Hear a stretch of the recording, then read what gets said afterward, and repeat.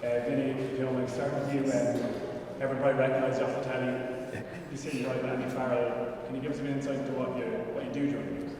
I think during the games is you're just trying to reconfirm or spot something that maybe you thought was going to happen during the week, making sure it is happening, or something that obviously it's tricky for the coaches. They have their own areas, so it's trying to be a little bit detached from the kind of the bits that they're responsible, and trying to give them something that maybe they're not seeing. So if a winger's changed position late, or even down to small things like a starting lineup change, obviously they're just coming out of a warm-up, so there's always that like period of the first 5 or 10 minutes where you're trying to figure out where they set up the way maybe you were hoping that they would be, or you're not allowed to touch that. Sorry. Yeah, set up the way that we thought they were going to be. So. And then during the week, like how much is there a team of analysts? How much goes into actually the day-to-day stuff? So we've three with us here, myself, John Buckley and Alan Walsh, and then we've got two data guys back in Dublin that are just working on, and they've been working on the route all the way, and they have to be all the way to a final. So that's they're nicely detached from this, and then as we progress, we lean into their work more, take it on, and then put it into practice straight out. So we're not getting caught up in that ourselves. Actually, I'll see what you're really in there, because I want to kind of. So when you're coming up against, you worked with Joe Schmidt, when you're coming up against his kind of analytical mind, they're almost like kind of what's that like when you're coming up against his kind of analytical mind? I think the one thing in that is like that they've all got analytical minds. I think maybe his was probably the one that was spoken about the most. But if you look at, say, Faz's approach, you look at Simon Easterby, the detail that they've gone into with the line out. Any coach who gets to this level, I think, has to have a mind that is significantly analytical, and Joe's detail is well spoken about, but what maybe doesn't get the same amount of press is the amount of thought that Faz would, or Paulie, Simon, Catty and Foggs go into. You know, you're talking about Foggs is like moving 6 inches left in a scrum or something like that, and I think that's where Joe's kind of been a reputation built around it. But anything that he would have come up with, or that he would have kind of led in Irish rugby, obviously the remnants are still there, and we've all benefited from that in the same way that somebody like Felix leaves the Irish system and goes to South Africa. So that's just the natural way it goes, and when a coach leaves, they take stuff with them and they leave stuff behind. So. Conor, from your previous World Cup experience, are you as primed as you've ever been to finally get into that World Cup semi-final? Yeah, I suppose yeah is the short answer. We've talked about, and people have talked about what we've done over the last number of years, and I suppose the level of performance that we've been able to achieve, and the big wins and things like that. So yeah is the short answer. It gives us massive belief in terms of the ability we have in the squad and what we can do. And on the other side is, there's enough of us in the room that have been through these quarterfinals and know how tough they are to win, and it all comes down to on the day. So yeah, like we've done good things over the past few years. There's probably a bit more built up behind us in terms of what we've done. So yeah, like this is, we feel in a good space in terms of what we can deliver. Like Vinny was saying, you don't really know what's going to come with the All Blacks. You have an idea, but with Joe and people like that behind the scenes, we've got to be ready for things that we might not expect. So yeah, I suppose we're in a good place, and it's as good as a position as we've ever been in. But saying that, we know how tough it's going to be. Hi lads, Conor, just one for you. I was asking the players about the Irish fans and the influence that they're having. Other nations are now speaking about the fans and saying, it's incredible to see them and the effect they're having. For you, is this the best experience of Irish fans that you've ever felt? Yeah, hands down. I was chatting to Scotland's Chris Harris after the game, and he was saying, your fans they're a thing now. People are talking about them, and they certainly are. We stay outside of Paris a little bit, and getting the bus into the stadium on match day is spine tingling. And a lot of us have been around a while and have played in big stadiums and big occasions, but this is definitely another level. The songs they're starting to sing that have kind of taken over, to get to that stage, at the end of the game with a win is certainly a little part of the motivation to hear that again and give those fans who've gone deep into their pockets to keep turning up week in week out. And they deserve something special, and they definitely give us a lift. It nearly feels like a home game in that stadium at the moment. When you mentioned the songs, do you like hearing Zombie? Yeah, as a Limerick man, it's haven't been to a few hurling games. It's one we get behind. Bundy thinks they're singing Bundy at the time. They're definitely not. I'm not going to do that. Conor, you've obviously played with Johnny for a very long time. It seems to be really enjoying this World Cup on the pitch. You see him kind of engaging with the crowd a lot and kind of soaking up the atmosphere. Can you just tell us a bit about what it's been like behind the scenes, and have you noticed anything different about him compared to the seasons ago? He's been a nightmare. Absolute nightmare. You're right. I think, I suppose, firstly, Johnny's playing unbelievable rugby. I think that's, any player when they're playing well, they tend to be in better moods around the place. And, Johnny, obviously an unbelievable leader of the team, but expects really high standards of himself. And I think he's, whatever age he is, he's playing some of the best rugby of his life. And, he kind of reflects the mood in the camp. Like, I don't know how many times I've said it in media how enjoyable it is in the environment that we've created, and Faz and everyone down from there has created. So he's just another player that's loving life at the moment. And since Faz said, it's right now that this is living, and we're in an extremely privileged position. You talk about the fans coming over, and they're over to support us, and it's a truly special place to be, and that's again part of the motivation to keep this thing going. Conor, the All Blacks have spoken about them being a totally different team compared to last summer. Does that work both ways, and can you give us any insight into how Ireland have evolved since you last faced them? Yeah, I think every team tries to evolve, tries to improve game on game, year on year, and the All Blacks are no different. What happened in the summer was incredible. It was a really special tour, really special series win. But we've the way Vinny and all the lads have analysed them, and we've seen a lot of it too. They've definitely improved. They've grown their game. They've learned from definitely that series. And if you stand still as a team in the modern era, you're going to get left behind. So both teams have developed.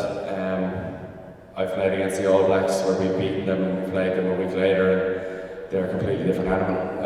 So if you look at it that way, I suppose, will there be a reaction from the summer? I've heard people talk about that, use it as motivation. I'm sure they will be, and they'll be coming out with a point to prove. And sure, World Cups, they're historically an unbelievable side. So we got to be ready for the best version of them on the weekend. Conor, experience is obviously important, but there's loads of guys even in the 23s weekend who weren't there in 2019. How important have they been to driving this whole thing on? There's a fearlessness maybe to that. Yeah, I think you said it, fearlessness. There's something about those guys like Mac or even like Jimmy coming in on the bench. There's no issue that there's complete confidence in Jimmy and these kind of guys. Like you said, they weren't there in 2019. That was a tough World Cup for all of us, and we had to dust ourselves off and kind of get rid of that scar tissue and move on. Whereas these guys have come into a really good environment, and I suppose winning more often than not is something they're used to. So you would think, I know, talking about Jimmy coming in on the bench, it's a huge game, but he's used to it. He's delivered for us in the past and in the limited number of caps he's had. So I think that for us, anyway, for me, and I'm sure the more experienced lads would agree, those lads coming into the environment, they've added a freshness, a fearlessness is the word I'd use again, that drives us on to kind of chase success and expect to win. Boys, quick question for each of you. Firstly, Conor, if you snuck into the All Black camp and you're in their team meeting, what do you think they'd be saying about this Irish team? Don't know what Joe would be saying about us. Traditionally, I suppose the All Blacks, they really focus on themselves and and what they can do and the standards they hold themselves to. But I suppose if you were to think about it, what we'd like is, and I assume there's a bit of respect there now. You know, over the last number of years, we've had great tussles with them. You know, when I started off in my international career, playing against New Zealand was really daunting, and it still is. But you know, did we really expect to beat them? Is questionable. Whereas now, there's definitely a bit more belief with the understanding of how good they are and how hard it is going to be to beat them. But you know, there's definitely a respect there on both sides. I've got the microphone taken off me. Perfect. Oh, Vinny, I'll take that. Okay, what's the single most important step or piece of data playing in the Blacks? I think there's one weird one, which is our missed tackles, and people would say like missed tackles against teams is obviously so important, but and it flashes up on TV, but very often when you look at a missed tackle stat, it can be a very positive thing, and I think teams that defend with a lot of line speed will miss more tackles. And I think if you get off the line, which New Zealand do very well in their defence, you will miss tackles, but you'll wrap them up and soak them up on the other side of it. So I think sometimes people get hooked into a negative on a missed tackle stat, but actually a lot of the teams in the world there that are missing more tackles are conceding less points. I think that's something that's been a change, because teams are coming off the line so hard and forcing teams back inside.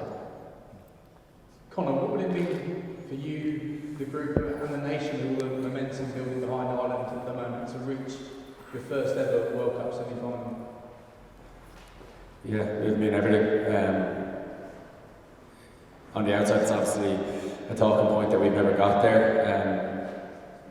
Within the group, you know, we think this is a different team, and you know the capabilities are different. But yeah, to get to that point would be everything. Like this weekend is the biggest game I've ever played, and it's the same for everyone in the group. So that alone, to get through that would be a huge moment, a huge milestone. You know, breaking a quarterfinal isn't something we talk about. You know, where it's cliche, but game on game, I'm focusing on the next moment. But yeah, like the opportunity, and you know, with the group we have, such a special group, it's something we're chasing, something we absolutely love to do for ourselves and for the fans that are here and at home. But you know, I can't get away from how hard it's going to be, how difficult a task it is. But yeah, it would mean the world to all of us to get to that next stage.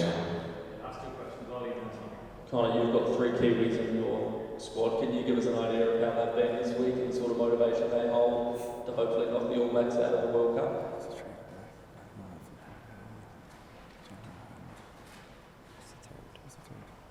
Sorry. Yeah, it's the third. Bondi, sorry. Yeah.